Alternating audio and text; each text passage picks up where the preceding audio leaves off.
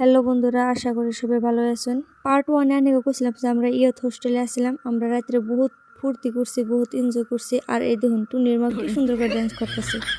সকাল আমরা ব্রেকফাস্ট করে ডাইরেক্ট আঙ্গ নিয়ে এলো এলিফ্যান্ট ফলসে। এই প্লেসটা বহুতই সুন্দর আছে।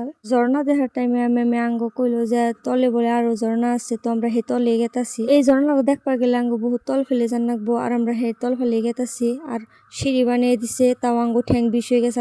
ঠ্যাং বিষ হলে তো কাম হবো না, কারণ এটা তো আর গাড়ি চলবো না, তো গাড়ি হেঁটে যান লাগবো। আর বহুত দূরে দূরে থেকে মানুষ এসে দেখবার নিগে, তার মানে বহুতই সুন্দর জায়গা। তো সেই জন্য ফাঁকে ফাঁকে থেকে মানুষ আইছে। ফাইনালি আমরা সেই ঝর্ণাটা পাইলাম, আর ঝর্ণাটা আসলে খুব সুন্দর আসাল, দেখতে খুবই ভালো লাগছে। আর ফাঁকে ফাঁকে থেকে এই জন্য মানুষ আই দেখবার এই জায়গাটা। তারপরে ওন থেকে ডাইরেক্ট আমরা বাড়ি ফেলে মেলা দিলাম। আর আইতে আইতে রাস্তায় আমরা এই লেকটা দেখলাম, আর এই লেকের নাম হচ্ছে উমিয়াম লেক। এই লেকটা বহুত এরিয়া জায়গা কভার করে রয়েছে। আর রিয়েলে দেখতে মানে বহুতই সুন্দর আসাল। ভিডিও থেকে এমনি বান দেখা গেছে জানি না, কিন্তু রিয়েলে যথেষ্ট সুন্দর দেখা গেছাল। কেরা কেরা শিলং গেছিলেন তো কমেন্ট করে জানায়েন। বাই দ্য ওয়ে ব্লগ আজকের জন্য এইখানি। Thank you.